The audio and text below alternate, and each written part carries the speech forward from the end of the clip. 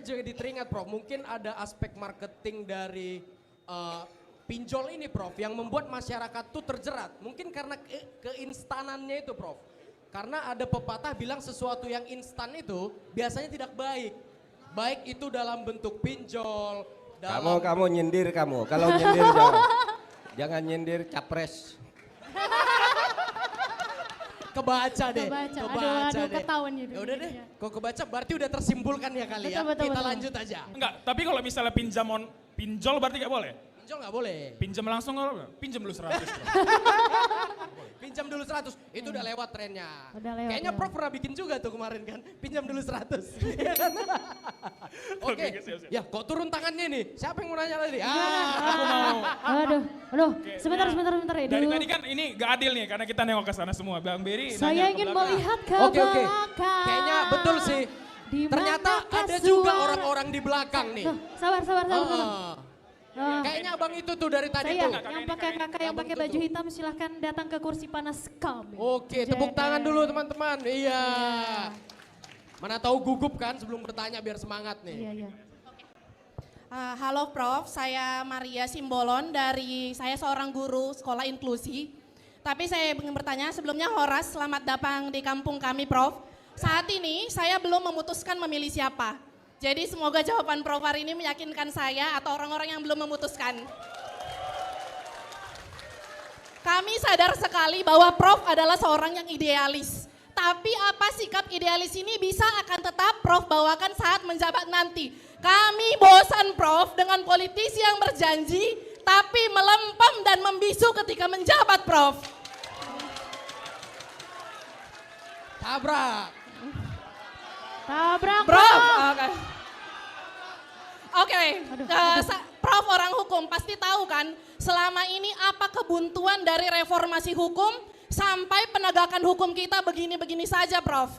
Bila profesor terpilih, apa janji profesor tentang pemberantasan praktik jual beli pasal dan jabatan? Aduh. Semakin panas. Karena misalnya Prof, kami percaya Prof idealis, tapi satu yang idealis, 10 yang tidak idealis bagaimana Prof? Tabrak. Karena kita bisa lihat Prof, pelaku banyak yang masih berkeliaran. Sedikit anjep beritanya sudah ada pemotongan tahanan. Bahkan punya modal untuk mencalon lagi Prof. Baru yang kedua, sebagai orang hukum, saya baca ada 21 program kerja yang Prof unggulkan. Sebagai orang hukum bisa disarikan hanya 3 karena Prof nomor 3 ya. Apa prioritas program kerja Prof untuk 5 tahun mendatang sebagai cawapres khususnya yang pasti akan diwujudkan. Karena 21 nanti saya lupa, 3 bisa saya kawal. Dan pasti ya yakin teman-teman di sini akan kawal. 3 aja Prof, apa yang bisa disarikan? Mungkin itu, terima kasih, panjang umur, kejujuran, dan perjuangan. Horas. Tabrak. Aduh, Prof. Sudah. Gimana perasaannya Prof ditabrak-tabrak mendebar-debar itu? Ditabrak orang Medan kita Prof. Ditabrak Bu Maria Simbolon. Aduh, ditabrak orang Batak nih, Kalau Prof. Kalau suruh nyebut 3 dari 21 prioritas tuh kan gampang ya. Misalnya gratisin internet. Kemudian 1 keluarga miskin 1 sarjana. Ya. Kemudian juga sikat KKN. Kemudian kalau masih kurang misalnya 1 desa 1 akses untuk difabilitas atau disabel. Itu ada 21. Apakah itu hanya bisa selesai 3 dalam 5 tahun? Nah, itu semuanya. Ini yang sudah prioritas unggulan ini 21 sudah dihitung semuanya bisa diberikan di dalam 50 tahun, bukan hanya 3. Kemudian yang kedua, apakah saya akan tetap tegas, idealis? Iya dong. Saya berkarir di politik sejak awal reformasi, sekarang sudah 24 tahun.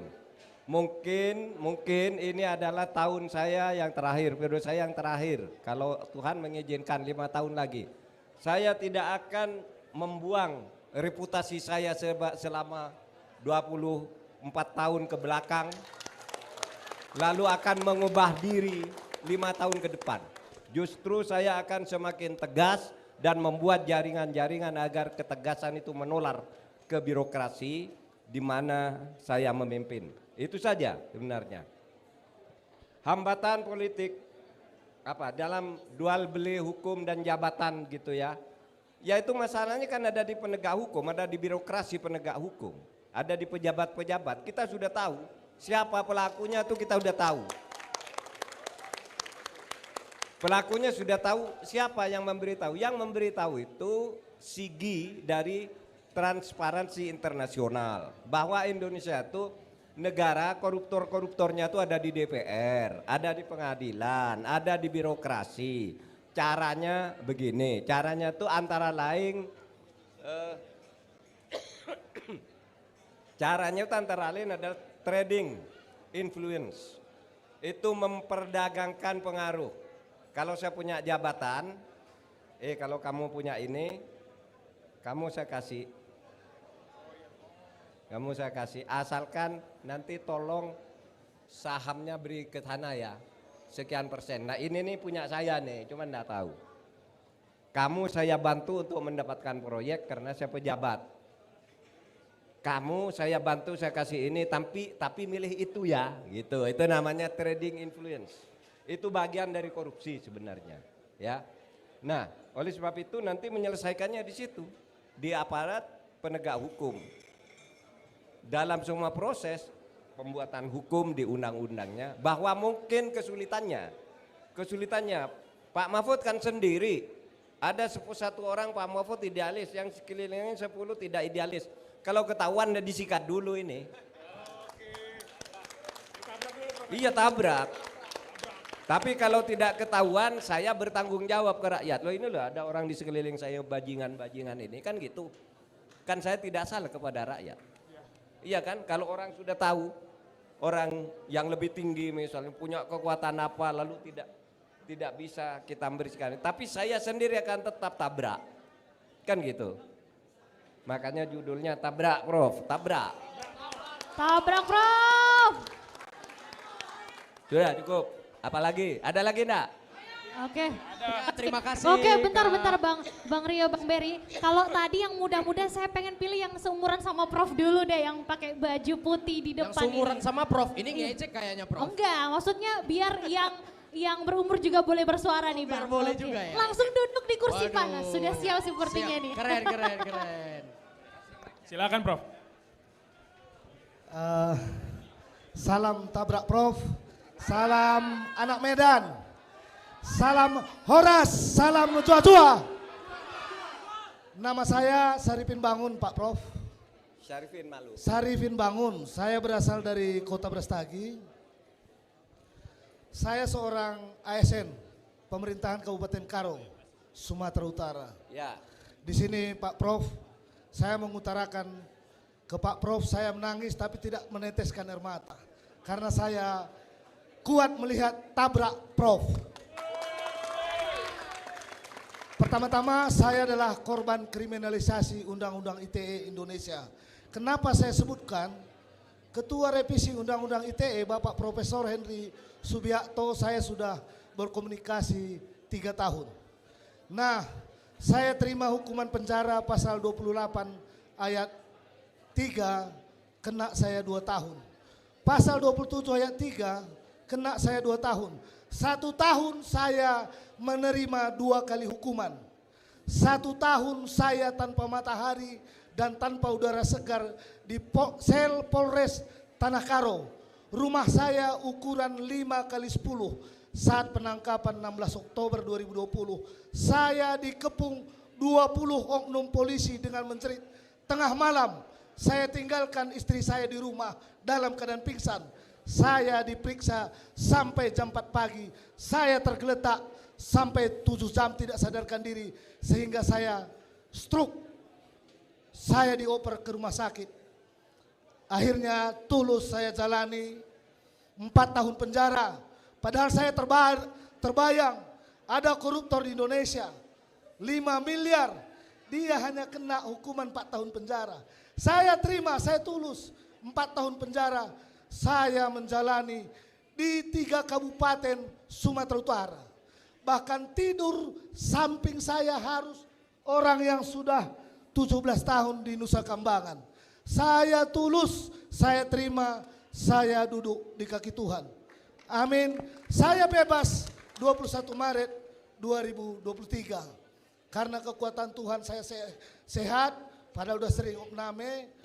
Nah, saya mau kembali dinas. Sampai hari ini saya sudah 11 bulan dinas.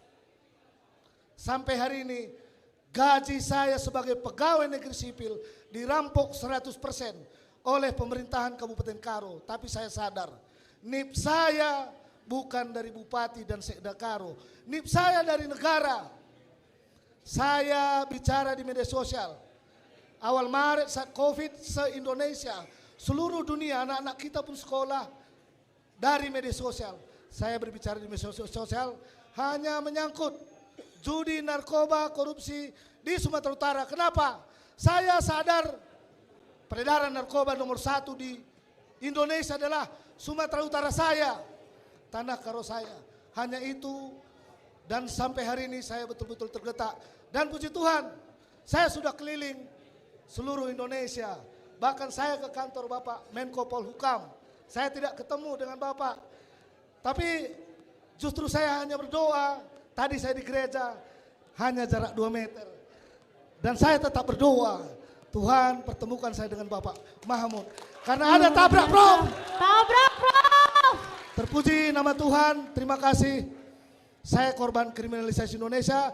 Dan mungkin saya satu-satunya di Indonesia 1 kasus 2 hukuman. Hanya cuitan sedikit aja di media sosial. Ya jangan sampai terjadi.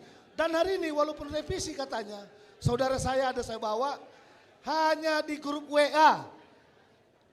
Keluarga sekandung dipanggil Polrestabes Medan.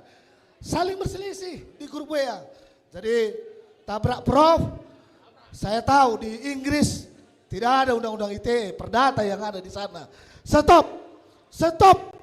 Undang-undang ITE pasal-pasal karet. Saya sudah korban kriminalisasi. Saya kena pasal karet 28 ayat 2 dan 27 ayat 3. Terima kasih, Tuhan memberkati. Sehat-sehat Pak Prof. Tabrak Prof. Tabrak Prof. Tabrak Prof. Mantap. Silakan Saya Prof. sedikit terharu juga mendengarnya nih Bang Berry. Iya, betul, Semoga betul, kita juga betul, mendengar betul. kelegaan hati jawaban dari Prof Mahfud langsung Inilah ya Bang ya. suara-suara dari daerah itu ya. Betul sekali Bang. Dan kita bersyukur sekali Prof Mahfud mau menabrak. Nah, Betul. silakan Prof disika.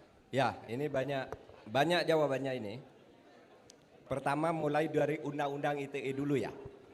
Jadi Undang-Undang ITE itu dulu diperlukan oleh rakyat dan pemerintah.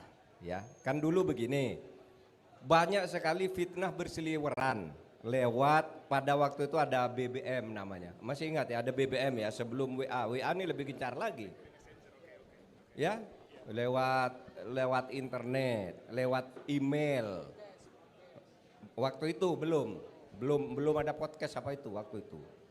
Nah, banyak fitnah berseliweran, termasuk presiden kena fitnah juga.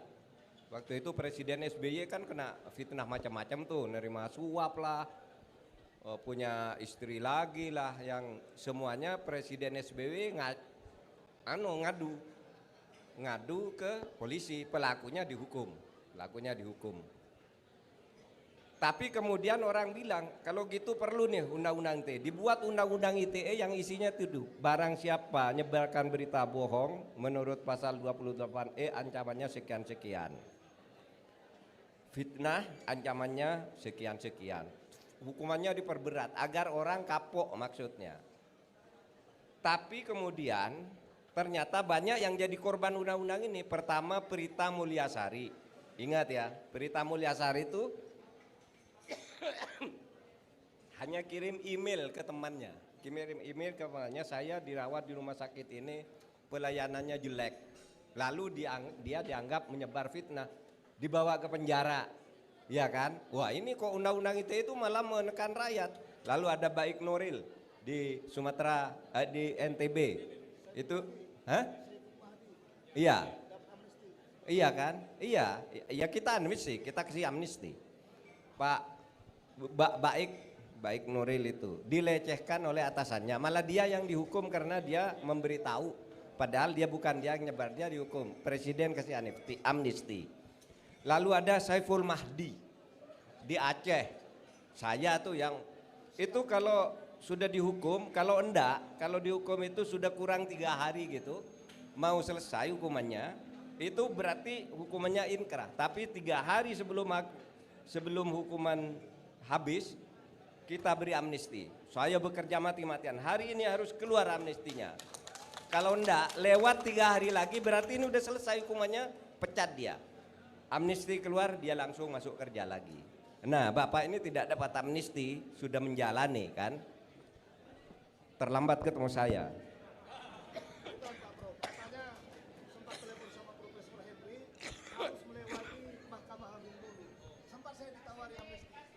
Sempat di penjara, saya sempat ditelepon Bapak Profesor Henry Subiakto.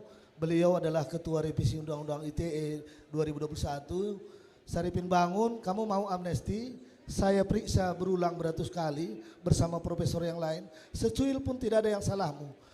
Yang memenjarakan kamu jolim dan jalim. Setengah jam pun kau terlampau lama di penjara. Ini kok mau kau 4 tahun. Oke, apa syarat-syarat amnesti dari Presiden Bapak Profesor? Saya bilang harus melewati Mahkamah Agung. Nah, di saat saya mau berjuang amnesti, saya dioper-oper kayak bola di 3 kabupaten Sumatera Utara. Nah, nyawa saya dulu yang utama, saya pikir. Oke. Yang Pak Saiful Mahdi itu enggak pakai Mahkamah Agung, pakai langsung saya bisa. Si Baik Nuril bisa, enggak pakai Mahkamah Agung. Itu beda prosedur ya kalau amnesti ke yang lewat Mahkamah Agung itu ada. Amnesti itu atas pertimbangan Mahkamah Agung itu gerasi. Kalau amnesti itu DPR. Gerasi, abolisi itu Mahkamah Agung. Kalau amnesti dan rehabilitasi itu ke DPR. Keliru pintu itu. Tetapi itu hanya bisa dilakukan kalau masih di dalam. Kalau sudah keluar kan dianggap sudah inkrah. Kalau sudah dianggap sudah inkrah kan tidak ada amnesti lagi gitu ya. Oke, saya teruskan jawabnya biar nanti yang lain dapat kebagian ini. Nah, kalau itu benar, Anda diperiksa dengan cara itu, disiksa dan macam-macam tanpa prosedur, itu merupakan pelanggaran HAM. Nanti biar Komnas HAM bisa belum terlambat penyiksaan seperti itu tuh, apalagi kalau nanti pelanggaran HAM berat itu tidak ada daluarsanya. Meskipun melakukannya sudah 4 tahun yang lalu, siapa pelakunya yang menyiksa saudara dengan cara sewenang-wenang itu bisa diinvestigasi, bisa diselidiki oleh Komnas HAM. Ya, itu hukumnya. Kemudian, wah Pak, saya cuma buat begitu dihukum 4 tahun. Kemudian ada koruptor 5M malah tidak dihukum.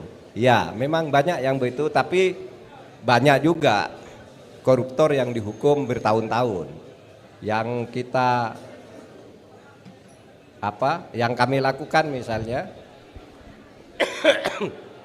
yang lewat kantor saya saja, itu ada 2. 1 kasus Indosuria, 2 kasus inti dana, lalu yang ketiga kasus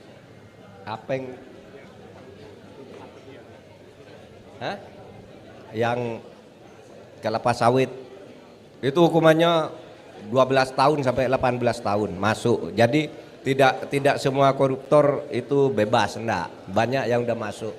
Oleh sebab itu sekarang kalau di catatan KPK itu jumlah koruptor itu sekitar 1.300 orang.